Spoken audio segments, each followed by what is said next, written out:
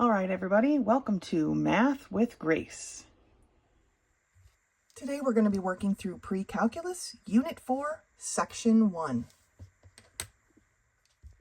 Section 1 begins on page 5, and it's titled Graphing.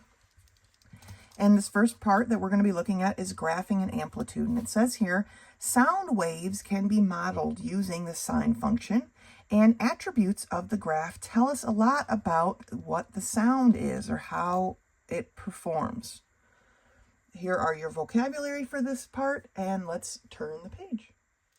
On page 6, we are here talking about the sine function. So it says for the function f of x equals the sine of x, the domain or set of x values represents the angle measures, and the range or the set of y values represents the sine values of those angles. Note, it's common to use radian measure for the x-axis when graphing a trig function. And so you kind of can get the whole thing on the page pretty much. I'm not really worried about this down here. What we're really looking at here is this part. So they've created this chart here, and they've given each value, each radian, an actual decimal value, okay?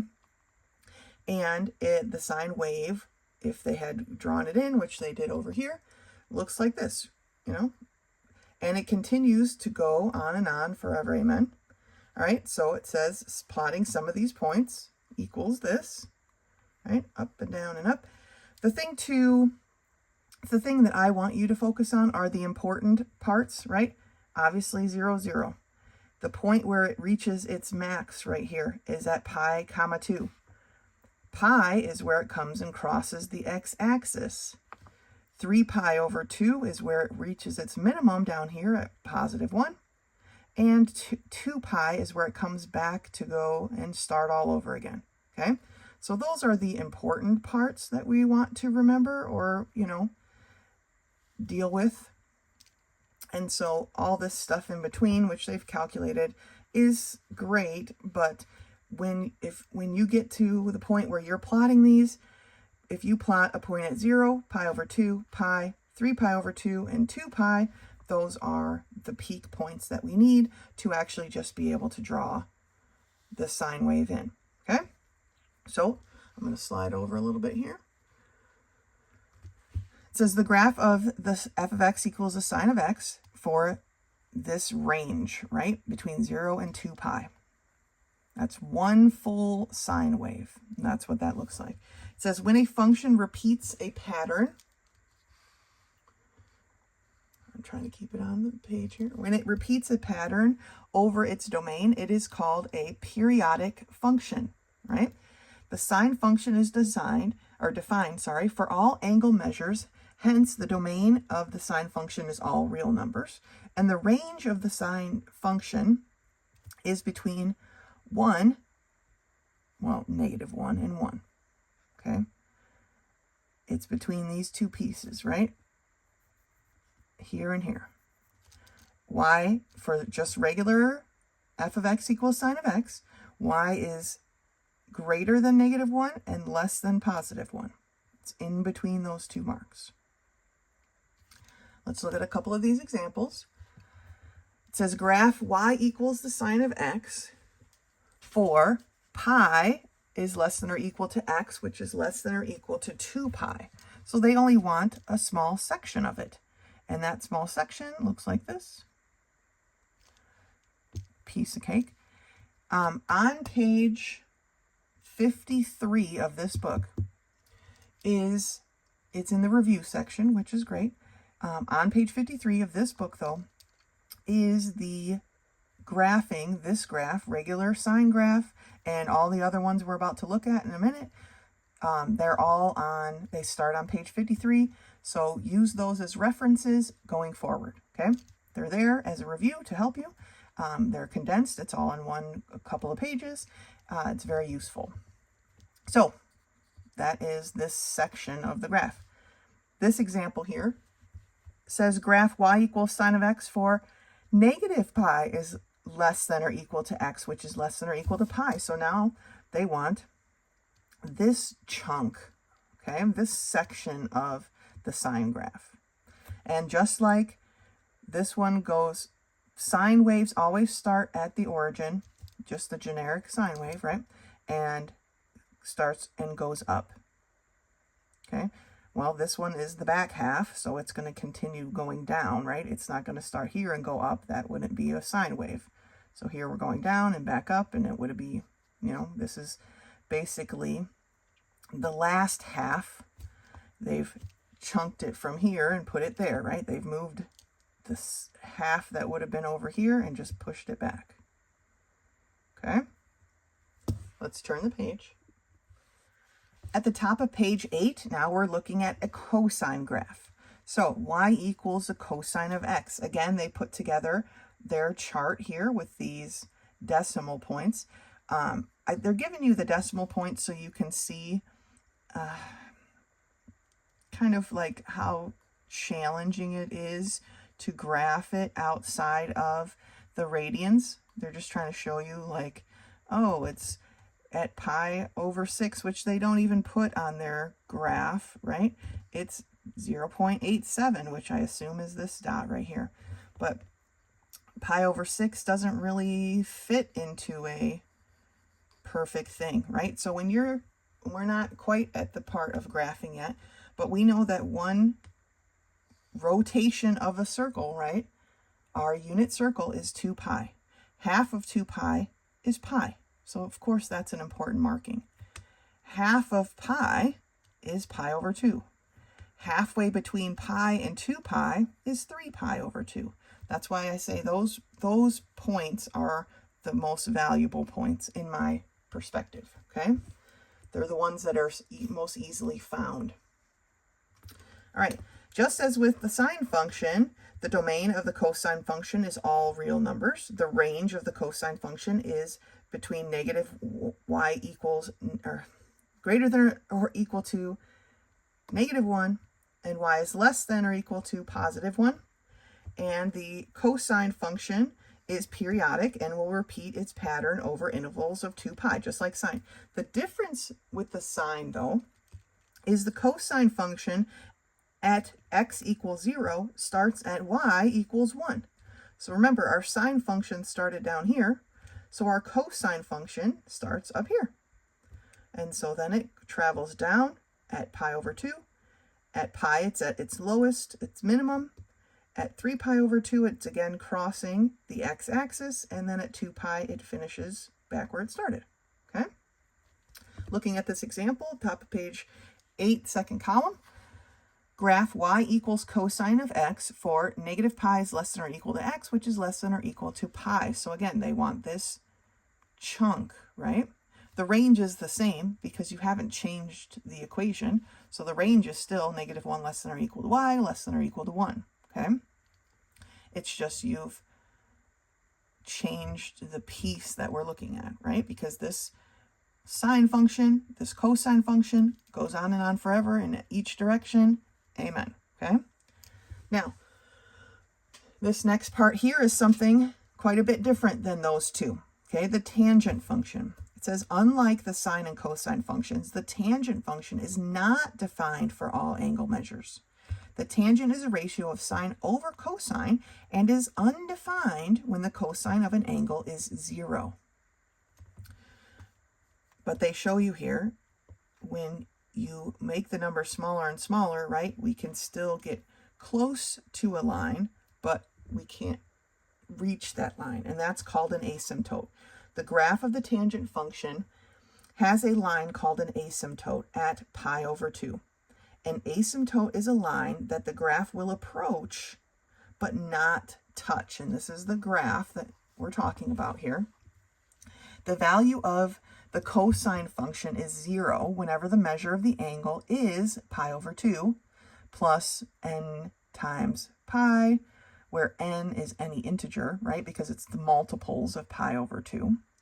Each time a multiple of pi is added to pi over 2, there is an asymptote in the graph, y equals the tangent of x. And again, this graph is on page 53, like this general graph is on page 53.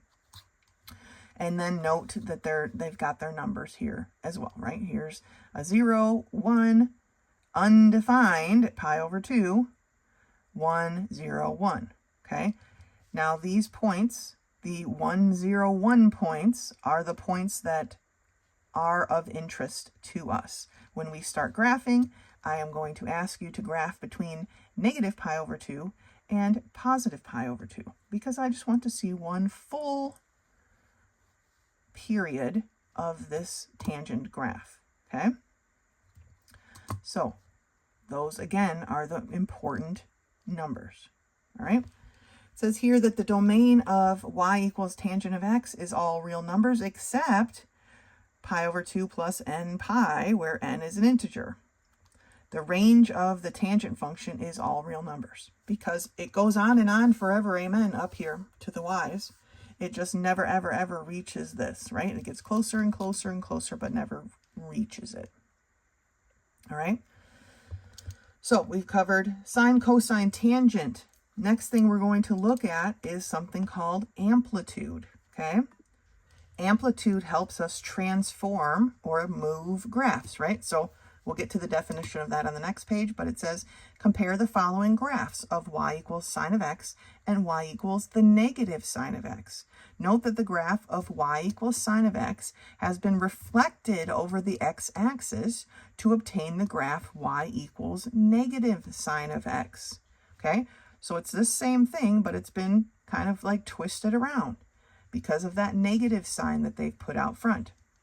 It says, now compare the table of values for the functions of sine of x and 2 sine of x. Okay, so obviously the 2 sine of x, because you would find the sine of x and then double it, all these numbers are doubled. Okay, let's turn the page.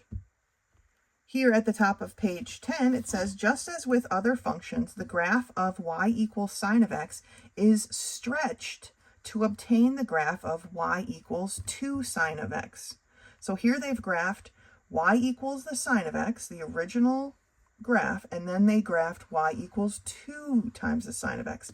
Now, if you look, all of the important points that I talked about before are still in use. We're still starting at 0, 0. Our peak is at pi over 2, except this time it's not at 1, it's at 2. We're crossing the x-axis at pi. Our minimum is at 3 pi over 2. It's just our minimum is lower this time. And we're coming back up to the axis at 2 pi. So the maximum displacement from the horizontal line of symmetry, maximum displacement, because altitude is always positive, the maximum from the horizontal line of symmetry is called the amplitude. Okay, amplitude is always positive no matter what direction we're going. Amplitude for the blue line is 2 because it's the maximum distance from the horizontal line of symmetry, right? The amplitude of a sound wave is what determines how loud the sound is. Okay, so amplitude is important when we're talking about sound. Now, let's look at these examples. Graph f of x equals 2 cosine x and state the range. Well, just like our sine wave can be stretched, so can our cosine. Since it's 2 cosine, we're going to start up here at 2. We know we're crossing the x-axis at pi over 2. Our minimum then is at pi. We're coming back up to cross the x-axis at 3 pi over 2, and we finish here at 2 pi at y equals 2, because we've doubled everything. So again, if you use those examples on page 53, you can do these quite easily, okay? Now, I don't think we're not graphing anything in these homework problems, but let's take a look at some of these together. We're going to skip over here to page 12 and look at problem number 13. It says, choose the equation of this graph. Okay, we need to look at this graph and decide what is happening, okay? We have a bowl.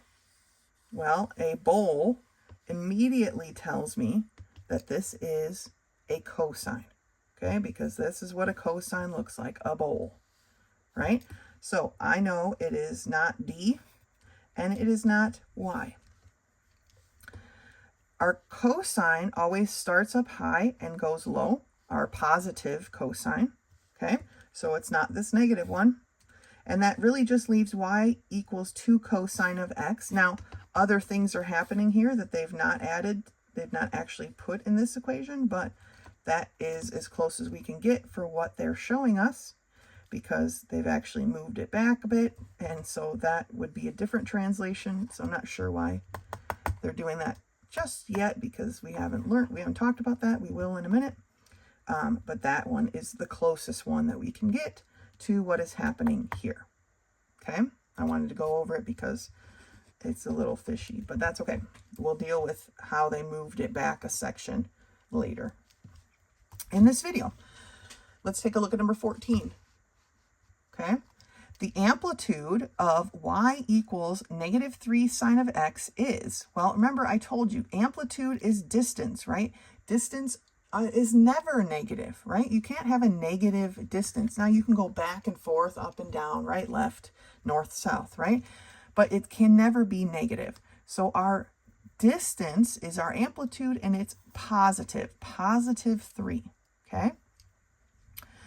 The range of f of x equals 5 cosine of x is, well, this 5 tells us, right? That's our distance. That's our amplitude. So we know we're going to be at +5, and we know we're going down to a -5.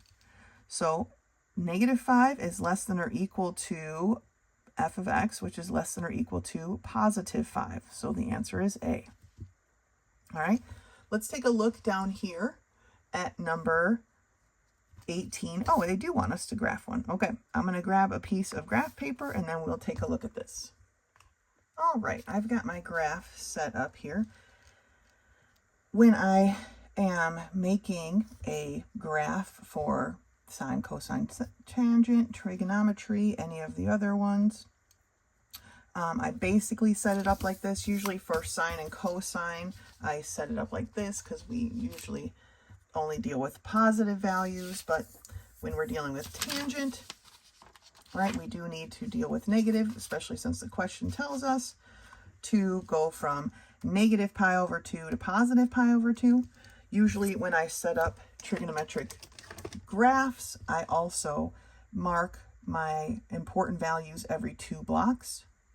Okay, so I have my π/2, pi, 3π/2, 2π. I obviously filled this one out larger than I needed to because I'm just trying to show you guys a general way to set up your graphs, okay? And then usually for my y values, which I haven't put on here yet, I use 2 blocks as well. So this is going to be +1, this is going to be a +2, and I usually don't go to 2, but this is 2 tangent, so obviously that's going to have to be adjusted per graph. This is a -1, this is a -2. Okay, now our tangent points, remember, just thinking of the regular graph. And if you need to go back here and look on, let's see, what page was it? Right here, page 9, or go ahead to look at page 53. Either one of those is a great reference to do this. My asymptotes are at π/2. Okay, asymptotes are just dotted lines that they're going to approach but never cross. Probably should have made the other one a little bit taller since I'm going to 2. There we go. Put you up here. Okay. All right.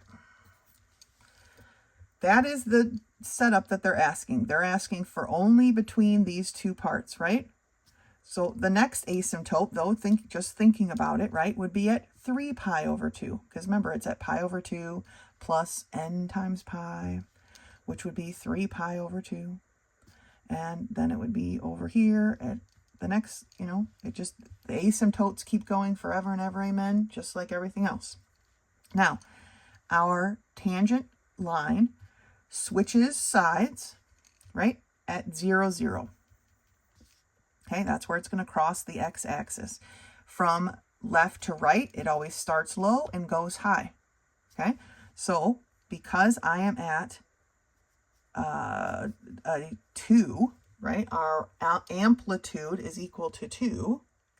halfway between 0 and negative pi over 2 is when I hit that negative 2. So I'm going to write this a little bit smaller because my dot is going to go right there. Okay? Halfway between 0 and pi over 2, I'm hitting this 2 up here. Okay? So my tangent looks like this. It's going to come up, it's going to turn through here, and it's going to come up and then just get closer and closer to my asymptote forever and ever, amen. Okay, so that is the tangent line for that domain between x is negative pi over 2 and x is a positive pi over 2. Now the next part of this says describe the similarities and differences. This is not an English class. You do not need to do that, okay? That is good enough for me. All right, let's turn the page. Well, actually, I think turning the page starts a new part. Go ahead and finish the rest of these problems on your own, and then join me for the next part of this section. The next part here starts on page 14, and it is titled Period and Frequency. The motion of the wave, the sine wave is what they're talking about, is useful in studying the characteristics of light, sound, and electrical current. Trigonometric functions are periodic. Remember, that means that they repeat in a period value and begin to repeat their values. For the sine and cosine functions, this pattern is repeated after one revolution of the unit circle, or 2 pi radians. Okay? So the period takes 2 pi radians to complete, right?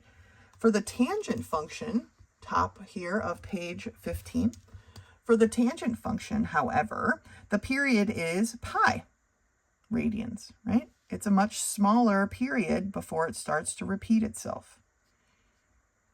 Consider the function y equals sine of 2x. So last time we were talking about it, the amplitude was on the outside, right? Now we're talking about doubling our angle measure and then taking the sine.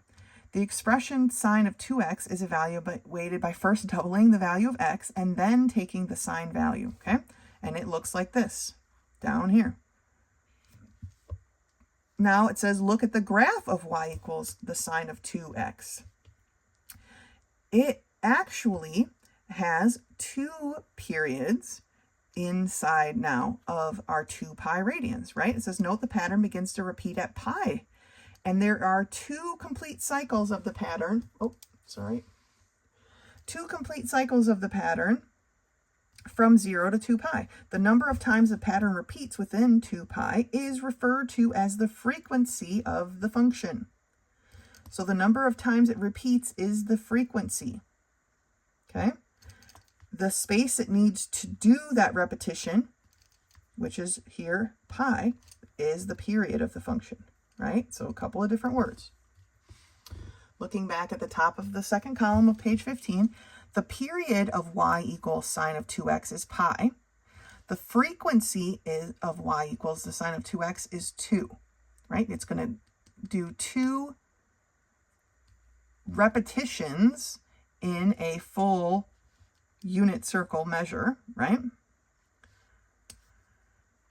And we know that that second repetition starts at pi. So in the equation, in the form of y equals the sine of bx, for b which is greater than 0, b is the frequency of the function. Okay, so that's how we know what the frequency is. To figure out the period, we take 2 pi divided by the frequency, or 2 pi. Another way it will be written in a future part here is 2 pi b, right? Because b is what's here. But b and the frequency are interchangeable. They are the same thing, right? So if we took, for this equation, if we took 2 pi and divided it by 2, we would get pi. And that's how they figured out the period, okay? So let's take a look at this example here at the bottom of the page. It says, find the frequency and period of y equals sine of 3x. Now, we don't even need to have an actual graph to do that, right?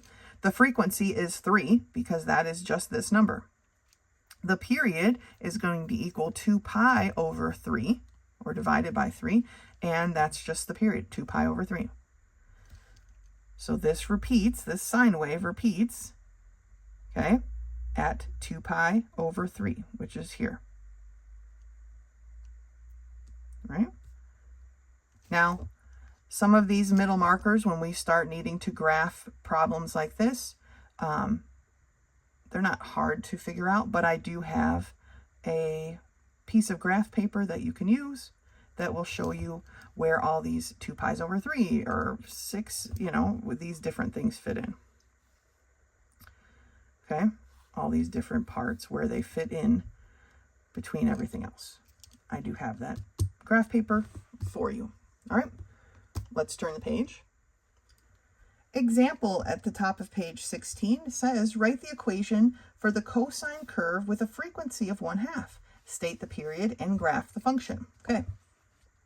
The equation would be y equals cosine of 1/2 x, right? You've told us the frequency is 1/2, that goes there. The period is going to be 2 pi divided by 1/2, or since we can't divide by a fraction, it's 2 pi times 2, or 4 pi. So you saw that if we have a whole number here, that the period shrinks, right? And the waves are very tight. But if we have a fraction, then the period is stretched out, right? And it's much longer. Because now, instead of doing a complete revolution at 2 pi, we need a whole 2 revolutions of the unit circle to finish one period of this sine wave, all right? So the period is 4 pi, and then they wanted you to graph it, and so they graphed it here. It says the period of tangent x is pi. Therefore, calculating the period of the tangent function of the form y equals bx, we divide pi by the frequency b. Okay? So for a tangent, looking at this example here, we divide, or it says find the period, we would take pi and divide it by 2. So the period now is pi over 2. All right? Now, before we move on to the second column, I'm going to double back to this example here because it just struck me, since they are putting the graph on here for you. Again, they're not exactly telling you how they're coming up with the different points, right? So you might be wondering, well, if this is 4 pi now for my period, how do I know where all these other important points are? So let's dial it back a second and take a look at that. So if there's graphing up ahead, we can be prepared, right? My period is 4 pi, right? So I know that's where my period is going to end, right? Where one complete revolution is going to end of the sine of this cosine graph, 4 pi. I want to find the 4 important parts, right? So half of 4 pi is, and I just like to write it out, so I have 4 pi over here, right? Half of that is 2 pi. This is kind of like my little chart here. Half of that is 2 pi. Half of 2 pi, because that's going to get me here in the middle of this, is pi. And then I need to know what is in the middle between 2 pi and 4 pi. Now, that's a pretty simple one, right? It's going to be 3 pi. But sometimes you would just need to add them together and then divide it by 2, right? You find the average. Now that I have those calculations, right? Those are my important turning points. Now, and obviously it's 0 over here, where we start, right? Now I put those into this, right? Into this value. The cosine of 1/2 of x, x is 0 for the first one. So 1/2 times 0 is 0. The cosine of 0, remember this chart over here on page 8? The cosine of 0 is 1. So at 0, I'm going to be at 1. And that's what you can see right here. Okay, that's the point they had. What about pi? Well, I'm looking for the cosine then of 1/2 times pi, or pi over 2. Okay. Looking back at my chart, pi over 2 is 0. Okay. So here I am at 0. the cosine of 1/2 x, or 1/2 times 2 pi, which then would just be pi. So the cosine of pi here is -1. Now it doesn't go past that on this particular chart, but it just repeats itself.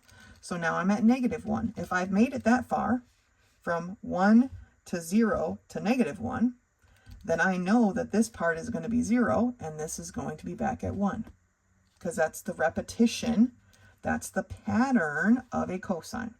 So that is how we figure out our points, right? We have our period, and we're going to break that period into 4 parts, okay? And those 4 parts are what's listed here. Half of it's 2 pi, half of that was pi. Obviously, we're starting at 0 in this particular case.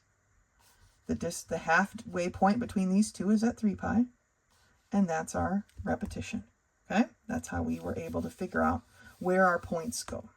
All right, that being said, I wanted to go through that. That being said, let's take a look at this next column here on page 16. Now, I wrote C page 54. I'm not sure how they expected you to just be able to look at this and know what was happening. I don't expect that from you. I took a copy here of page 54 so that you could see what they see, because they just say write the equation of the following function, but they don't give you any context. And how would you be able to look at this and know? I'm not really sure. Obviously, we have asymptotes. So your first thought should have been, oh, a tangent, but this is not what a tangent looks like. Those are the only things that we've been exposed to thus far that have asymptotes, right? But if you look at page 54, and again, I made a copy of it. On page 54, we have the cosecant, the secant, and the cotangent, right? Remember, all these different things exist. There's more beyond this even. But if you look at the representations here that they gave us, then we will see that these smiley sad face ones are a cosecant, okay? And our cosecant starts, oh, they don't really have it unless, oh yeah, right here, okay? Our vertexes start at 1 and -1 for a regular, right? Just the regular cosecant of x. But on this graph, I'm starting at -2 and +2. So therefore, I know that it says note that the turning points are at -2 and +2. So the amplitude is 2. So remember, the amplitude goes out front. Then let's look here, and it says in this basic chart, and like I said, this is invaluable, and make sure you are using it, that 1 period here is at pi, right? Well, this has 2 periods in a pi. Therefore, I know that that has been translated, and there should be a 2 there as well. Because there are 2 cycles in the normal 2 pi range, where normally there would just be 1 cycle. 2 cycles, 1, 2. Therefore, the frequency is 2. So the equation for this graph is y equals 2 cosecant of 2x. I don't normally cover the part of the book or talk much about the part of the book that is in the review section. I mean, obviously it's there, and I would hope you would use it because some of it's pretty helpful, but this is definitely key for you to be using when you are taking your tests and quizzes, at least for my class. Very key, right? And I would go so far as to write some notes of special points and blah, blah, blah. We'll get to that eventually. For now, I don't see any way you would have been able to understand what this was a cosecant without using these pages. So they're useful. Please use them, whether you make a copy like I did or you just flip back and forth. All right. Last example of this part of the book starts at the bottom of page 16 and then goes to the top. Let's see if I can fit both pieces in. Probably not very well. But let's take a look. It says, graph the function y equals 3 cosine 2x. Okay. We've got to figure out, before we can graph this, we have to figure out our amplitude, our period, and our frequency, okay? And that's what they have written here, right? For y equals a cosine bx, that's the general form. The absolute value, because remember distance is always positive, is the amplitude, absolute value of a. B equals frequency. So let's figure out this stuff, right? The amplitude of the graph is 3, and the frequency is 2, because that's what's here, right? Amplitude, frequency. To figure out the period, we're going to take 2 pi divided by 2, because that's our frequency, and we get pi. So our period is pi. So every pi section, we are going to be completing a thing. So up here at the top, okay, for every pi section, so pi is our end, right, if we're making our little chart. Half of pi, I always leave one section right here, 0. Half of pi is pi over 2. What is half of pi over 2? Well, that's pi over 4, right? Pi over 2 times 1/2 is pi over 4. And what would be in between 1/2 and 1 whole pi? Well, it would be 3 pi over 4, right?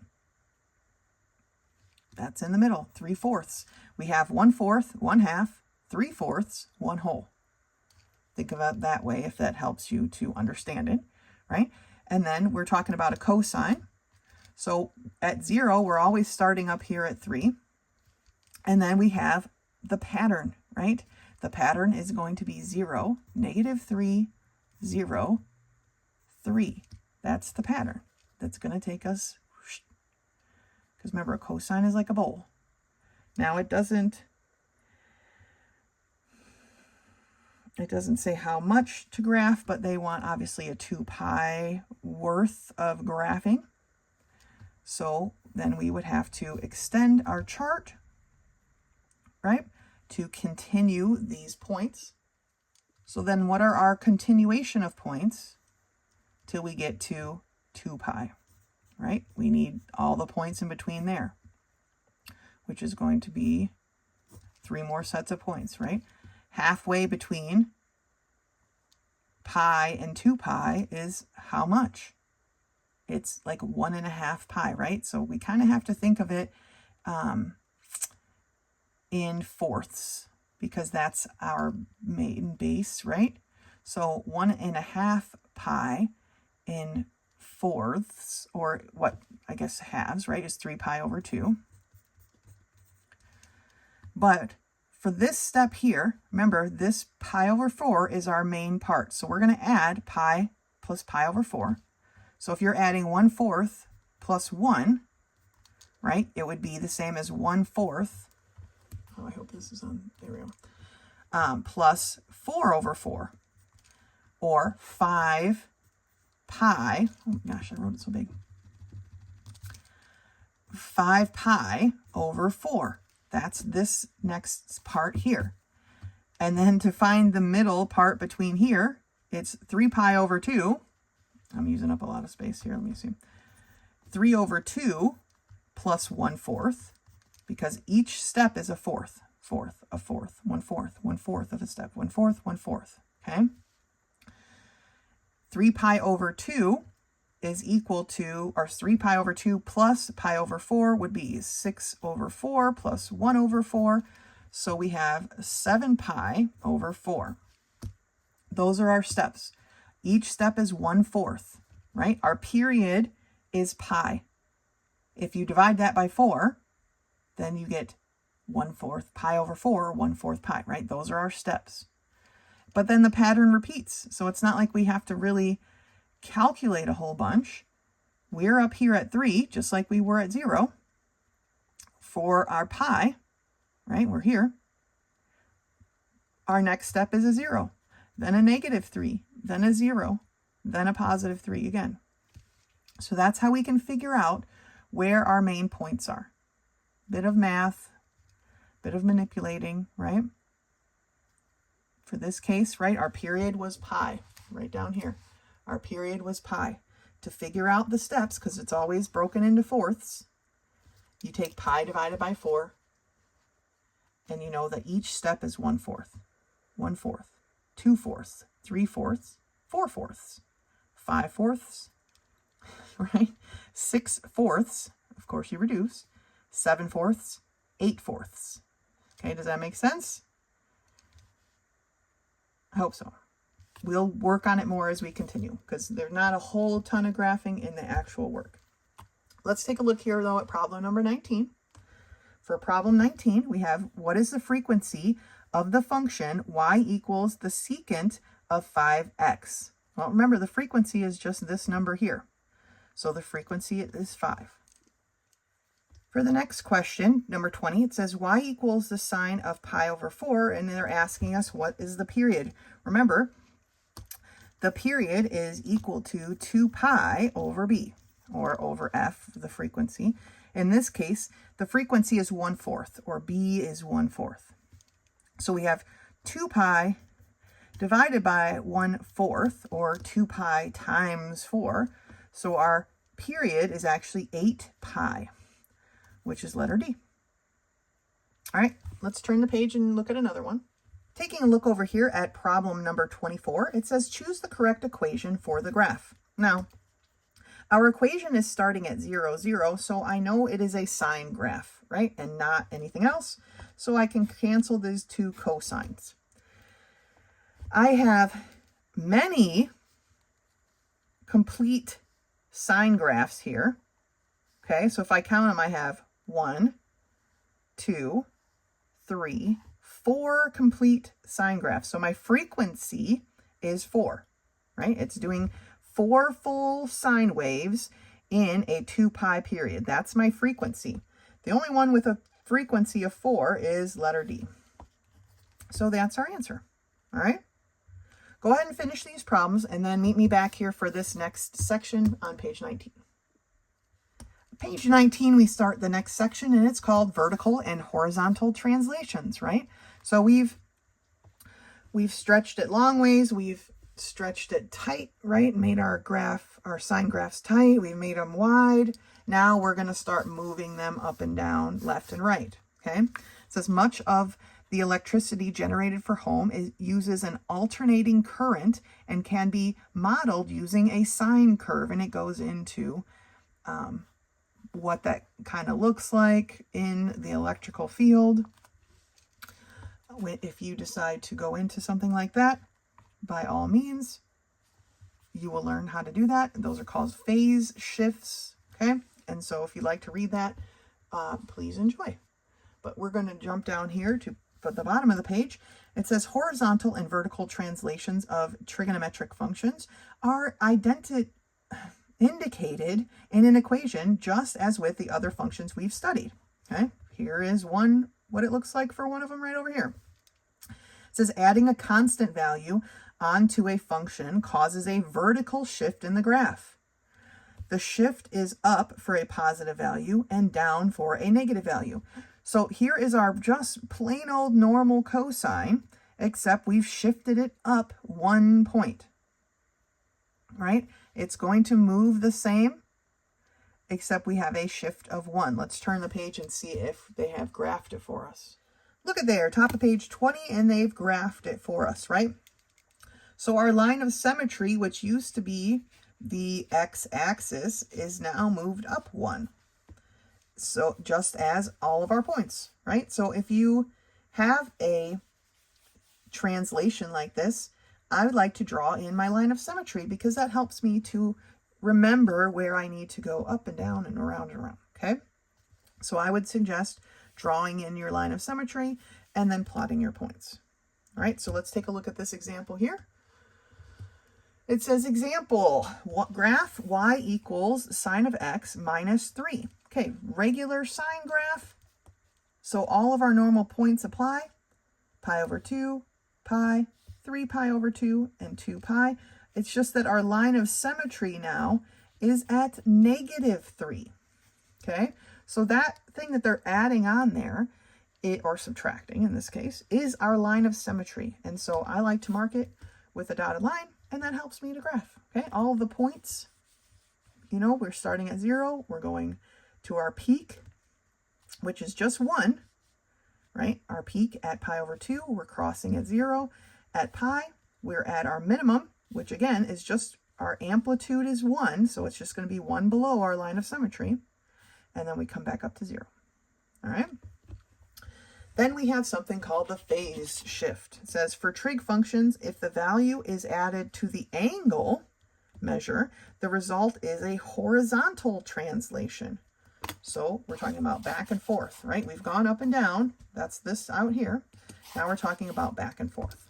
It says, for example, an equation of the form y equals the sine of the quantity x minus c indicates that the sine function has been translated or shifted horizontally c number of units. If c is positive, the shift is to the right. If c is negative, the shift is to the left. What we need to remember, though, is that this value here, this negative, is part of that equation. Just like every other time we shift things in, parabolas and hyperbolas, right? This is part of the equation. So in this case, x minus c, our c is actually positive. If this was a positive sign, then we know our c is negative. Okay? So it says use of parentheses, right? This indicates a vertical shift. This indicates a vertical shift. But this indicates a phase shift from left to right because the c is inside of the parentheses. If it's not inside the parentheses, then it's a vertical shift. That's what they're trying to show you there. Down here it says, in order to obtain the graph of y equals the sine of the quantity x minus pi over 2, the graph of the sine of x must be shifted pi over 2 units to the right. Because remember, this negative is part of the equation, so our pi over 2 is positive. Okay? So we are shifting to the right. That means we're starting here, basically. Okay? That's our new 0. And then we're going up the amplitude, which in this case is 1. We're coming back down to 0. And then we're going down to the amplitude, which would be -1, right? Our lowest point. And then we'd come back up. They don't go past the 2 points, so that part where we would have come back up gets tacked down over here. So we're still getting 2 pi. Okay? It's just that we have to come back here and grab that piece. So that is a translated phase shift of the sine graph. Okay, looking at the top of page 21, we see that says, notice that the curve is identical to the sine of x. Why wouldn't it be, right? Except for this shift, as you can see in the following image. The blue line is the original function, y equals the sine of x, and the red line is the new function, y equals the sine of the quantity x minus pi over 2. This is what they're talking about with electricity, right? Phase shifts. They shift the phase so the electricity can run multiple things at once, right? 3-phase would be a whole nother phase shift that would come from here, right? And it would be 3 at the same time. 3-phase is a common electrical, your house runs usually on 3-phase, okay? Let's take a look at this example. Graph y equals the tangent of pi plus pi over 2. Now, because this has become a plus, we know that our phase shift is going to be a negative, okay? It's going to be the left pi over 2 units. So this is their regular tangent. And since we're moving to the left pi over 2 tangents, this is the phase shift. Our asymptotes and everything move, okay? It's not like we're cutting it off. Our asymptotes are going to shift as well. So basically, here's your negative pi. So we were originally at negative pi over 2. So they took negative pi over 2 minus, because we're shifting to the left, pi over 2, and got a negative pi. And that's now where the new thing goes. That means that our new asymptote is at 0, and the next one is at pi. Okay? Shifted. Phase shifted. Right. So, next column. To determine the period of a new function, write it in the general form. Here is our general form. Although they forgot to add the other one over here for the up and downies, but that's okay. But our general form is y equals the sine of the quantity b times the quantity x minus c, where b is the frequency, okay? So if they give you something like this, state the period and the phase shift of y equals the sine of the quantity 2x minus pi, we need to actually pull that 2 out. We want our x to be by itself. And I don't mean it's still going to have a minus something, right? But we do not want it to have a coefficient. That's what I mean. So we have to divide 2x minus pi, each thing by 2. And when we do that, then we get 2 times the quantity, x minus pi over 2. Okay? Just like they have here. So now we actually have our frequency sitting out front instead of multiplied in. So the frequency is 2. To find the period, we take 2 pi divided by 2, and we find that the period is pi, and it has a phase shift of a positive pi over 2, because remember, the negative is part of the equation. So it has a positive phase shift of pi over 2. Okay? It's a lot going on in that simple equation, but it's important. Each of those pieces is important when we go to graph. Here's a key point. Again, I don't always say that the key points are important, but this is. It says if we shift the graph of the cosine function to the right pi over 2 units, okay, we have the same graph as the sine function. Because if we shift it over, so our peak is over now at pi over 2. That's where the peak of the sine graph is, right? They would match exactly. So that's something to watch out for. Let's turn the page. Turning the page leads us right into our homework problem. So let's take a look at problem 33. It says on the interval of 0 is less than or equal to x, which is less than or equal to 2 pi, so 1 unit circle. Where are the asymptotes of the graph? Y equals the cotangent of the quantity x minus pi over 2 located. Okay, again, you're going to need this chart, right? This is, again, this is page 54. I just took a photocopy of it. Okay, so here are the regular asymptotes at pi and at 2 pi. Of course, they'd be the same as the tangent, right? That makes sense. I hope you can see it. Yeah, okay. Now, if we are shifting pi over 2 units, because remember that negative is part of the equation, so our phase shift, I'll call it the PS, is pi over 2, positive, then we are shifting this pi over 2 units. So here are my 2 asymptotes now, because remember the y-axis is the asymptote here, and I'm going pi over 2, shift. So I have asymptotes at pi over 2 and 3 pi over 2, letter C. All right, so we just took that shift, shrink. And these now would be the new asymptotes. Okay, so that's what that looks like. 34, which of the following does not result in the same graph as the tangent of the quantity x plus pi? Well, I don't have that tangent one photocopied here, but we're just going to use the cotangent because it's exactly the same, except it, right, the tangent line runs from left to right, down, then up, right? That's the only difference. So here is my asymptotes, right? The y-axis in pi, and it's saying that we have x plus pi, so my phase shift is equal to a negative pi, so we're going to step back a whole pi. So basically, if here are my 2 asymptotes, they're going to move back this far. So it's going to be exactly the same. So the tangent of x is the same. The tangent of x minus pi is going to be exactly the same. The tangent of x plus 2 pi and the tangent of x plus 2, those are the ones that we need to decide. Is that going to be the same or not? Now, the plus 2 pi is still going to land us in the same asymptotes. So the answer is D. Because 2 pi, even though we're moving them 2 sections, they're still ending up technically in the exact same spot. So here they definitely wouldn't be in the same spot because it's x plus 2. All right? Okay. Number 35.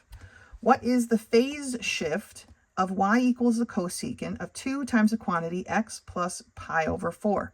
So the phase shift, right, is, remember, it's whatever is going to make this equal to 0. Or basically, since there's a plus here, then our phase shift is a negative pi over 4, because this is supposed to be a negative. That's the normal sign. So it has to be negative to have changed this to a plus. So the answer is B.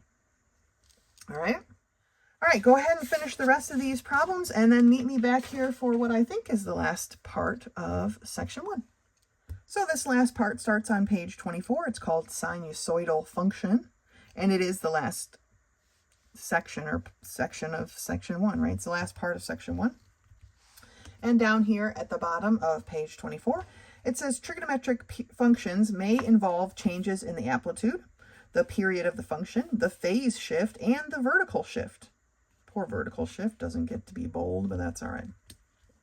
So here is the general form of the sinusoidal function.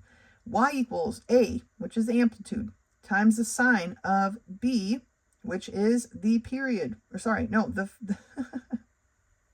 not the period, it's the frequency, times the quantity x minus c, c is the phase shift, plus d, and d is the vertical shift, okay? So, important to remember, looking at the example, find the amplitude, period, and phase shift of g of x is equal to 5 times the cosine of the quantity 3x plus 6. Now, remember I told you we want our x to not have a coefficient. So we're dividing all of this by 3, which they've done here. So we get g of x is equal to, this is its general form, is equal to 5 times the cosine of 3 times the quantity x plus 2. Okay? All of our bits, the amplitude is 5. The frequency is 3, because that's our b, right? The period is 2 pi divided by 3, or 2 pi over 3. And the phase shift is a negative 2 units, or 2 units to the left. All right, so those are all the parts. This is the general form. Sliding up here to the top of page 25, we see that a reminder. Be careful of the sign of the phase shift, okay? This is a positive or to the right shift. This is a negative or to the left shift, okay? Looking at this example, y equals 2 sine of the quantity 2x plus pi over 2. And they're asking us to graph it. Well, we really need to rewrite it in its proper form so we can find all of the bits that we need, right? So we are dividing out this 2. And when we do that, we get y equals 2 times the sine of 2 times the quantity x plus pi over 4. Now we can figure out the amplitude, the period, and the phase shift, and then find all of the parts that we need. The amplitude is 2, the period is pi, and the phase shift is negative pi over 4, or pi over 4 units to the left. If you just wrote negative pi over 4, that would be totally fine, okay? It really, really would. Now, without looking at the graph, even though it's there for you, we're going to start our little chart, right? Knowing that our period is pi. We know we gotta have a 2 pi over here because that's how they want us to set this up, right? 1, 2, 3, because we've got 3 parts there. And then 1, 2, 3, but then there's also a 0. Okay. Remember what I said. Take your period and divide it by 4. Okay, so it's going to be pi over 4 are all of our important parts, 1/4 of a chunk. So we're going to have an important part here at pi over 4. Then we're going to have 2 pi's over 4, or 2 over 4, which is 1/2, or pi over 2. Then we have 3 pi's over 4. Then we have pi. Okay, then we have, so this is 4 pi's over 4. Then we have 5 pi's over 4. 6 pi's over 4, which is 3 pi over 2. 7 pi's over 4. And then we have 8 pi's over 4, which is 2 pi. Okay? Now, normally at 0, right, we would be at 0, right? The sign of 0 is 0 because we're dealing with the sine function, okay? But when we put a 0 in here, it changes it. It's not going to be 0. It's going to be smaller. And remember, this is one period. That's one complete rotation or one complete cycle of the sine value. So we have 2 cycles. That's what that tells us here. So normally we would start at 0, 0, even though our amplitude is 2 and our frequency is 2. That's out the window, okay? But 0 this time is actually pi over 4, because 0 plus pi over 4 is pi over 4, okay? Pi over 4 times 2 is pi over 2. So now we have to see, well, what is the sine of pi over 2? Looking back here, I'm on page 6. Pi over 2 is 1, right? But it's not going to be just 1. We have an amplitude here to deal with as well. So rather than being a 1, it's going to be a 2, because we have this 2 out here. So when we're at 0, when our x is 0, our y is 2, okay? And if you look at your chart, that's what we have, 0, 2, okay? So what about the next one? Pi over 4. Well, pi over 4 plus pi over 4 is 2 pi's over 4, or pi over 2, right? Let me write this down. Pi over 4 plus pi over 4 is equal to 2 pi's over 4, which is equal to pi over 2. So now I have pi over 2 times 2, which is equal to pi. Okay, so now I've got all this inside. So what is the sine of pi? Well, the sine of pi is 0. So 0 times 2 is still 0. So here is our pattern has started. We don't even need to look at the rest, even though the chart doesn't go any farther right there. We've got our pattern. It's 0 or 2, 0. This is going to be negative 2, 0. Right? And then we're back at 2. We've made a rotation. Then we're going to 0, and then to negative 2, to 0, to positive 2. That's how we get our points. The book just sticks it in here like, oh, here it is. Okay? Here is how we find the points. That's what we had to do. We took our period and we divided it by 4 pieces.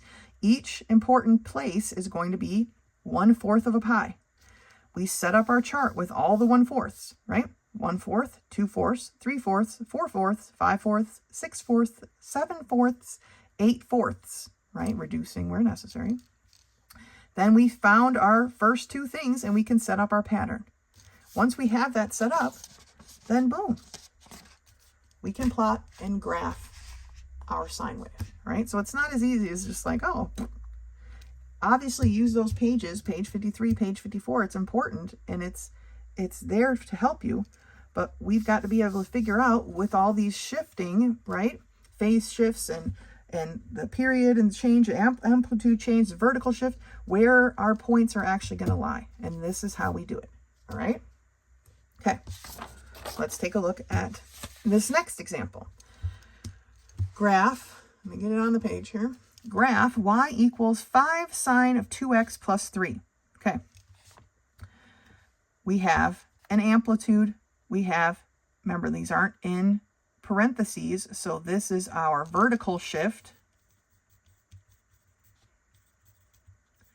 or our new line of symmetry. Oh, I always forget how to spell that. So I think it's T-R-Y. Sure. I don't think that's right. That's okay. Here's our frequency. So our amplitude is 5. Our B, or our frequency, is 2. So we're going to have 2 full cycles, right, in our 2 pi. And D, which is our vertical shift, is 3. Right? Other than that, all the points are, well, no, all the points aren't going to be the same, right? Because we have a period of pi, because we know that, because our frequency is 2. 2 pi divided by 2 tells me my new period is pi. So to figure out my important points, I'm going to take the period and divide it by 4, pi over 4. Okay, pi over 4 are our important points, just like they were here. So same points, little bit different of a thing, right? So our points are at 0. Pi over 4. Oh, I wrote that really big, right? And then we had 2 pi over 4, which is just pi over 2. Then 3 pi over 4. 4 pi over 4. 5 pi over 4. 6 pi over 4, which is 3 pi over 2. 7 pi over 4. And 8 pi over 4.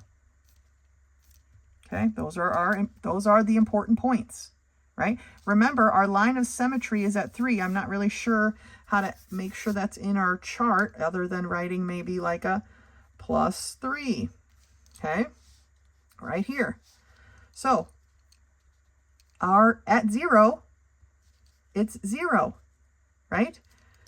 0 times 2 is 0. The sign of 0 is 0. But now we're talking about +3, right? So now we're at 3. So our answer is 3. Okay, because all of this, 0 times 5 is 0. We're left with a +3.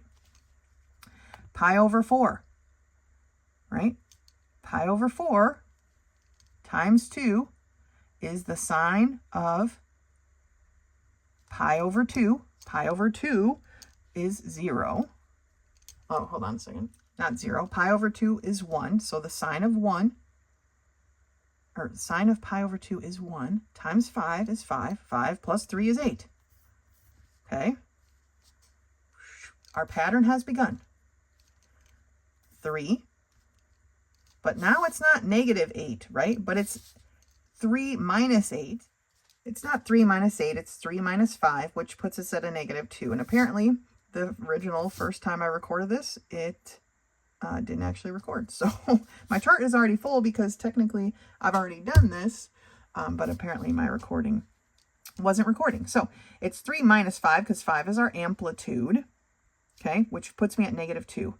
And so our pattern then repeats. Back to 3, back to 8, back to 3, back to -2, back to 3. Okay, and that is the rest of this chart.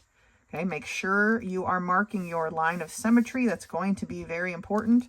I marked it here on our chart with this +3. And then you can plot your points, right? Let's turn the page. The example at the top of page 26 says, use the sinusoidal function to represent the following graph. So they want us to write the equation, is what they're asking for this graph, okay? Looking at the graph, we can see that our amplitude is 3. So A equals 3. We know that much.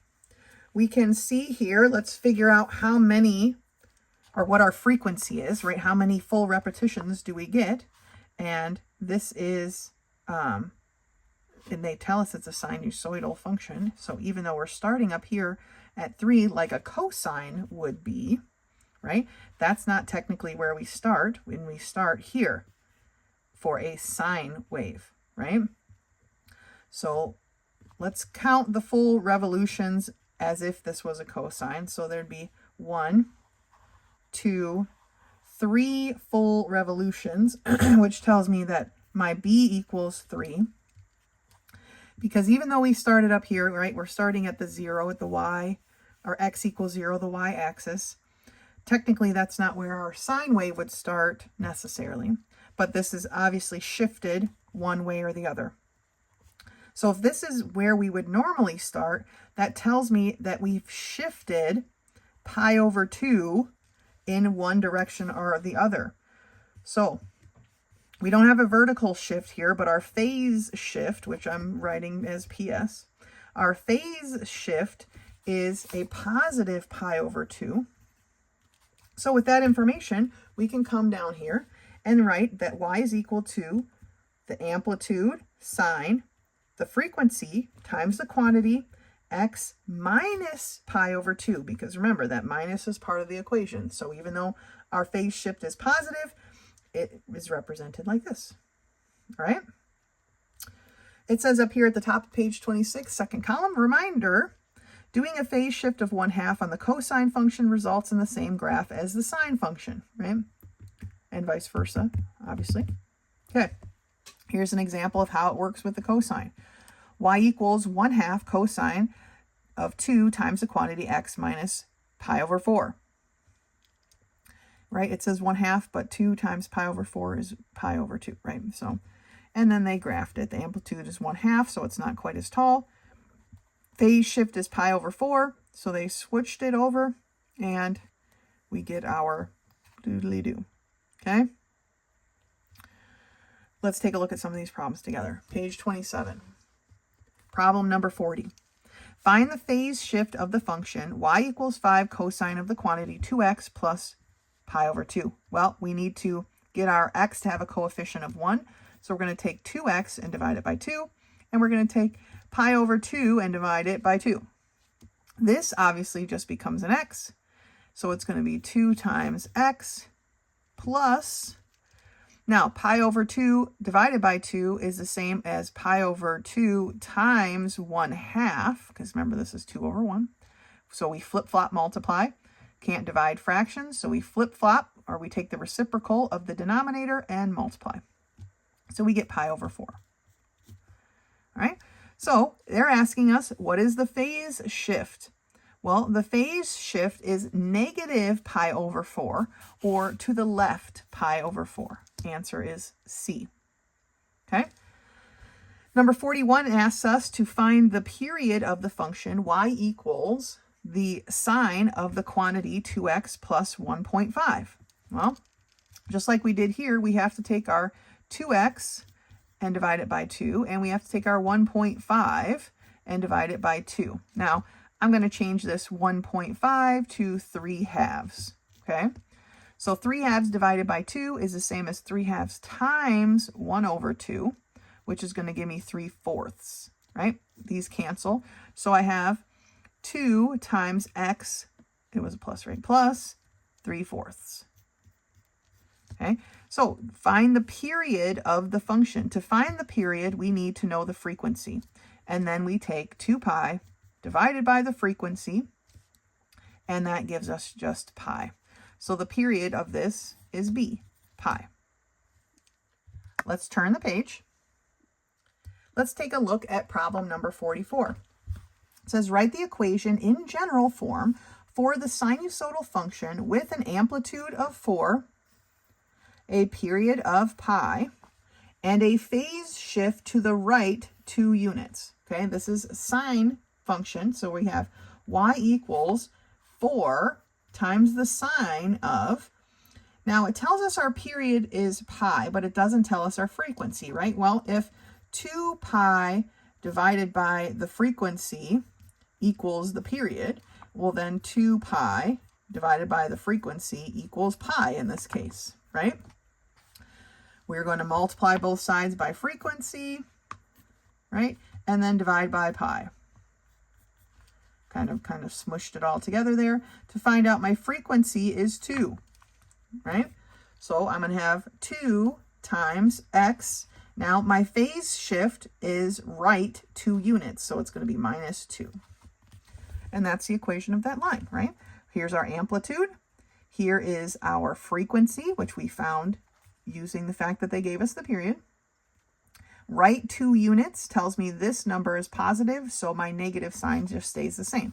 Remember, that negative sign is part of the equation. So that's that equation, all right? Okay, go ahead and finish this part. That's the end of section 1. If you have any questions or need help with anything extra, do not hesitate to contact me. Otherwise, until next time.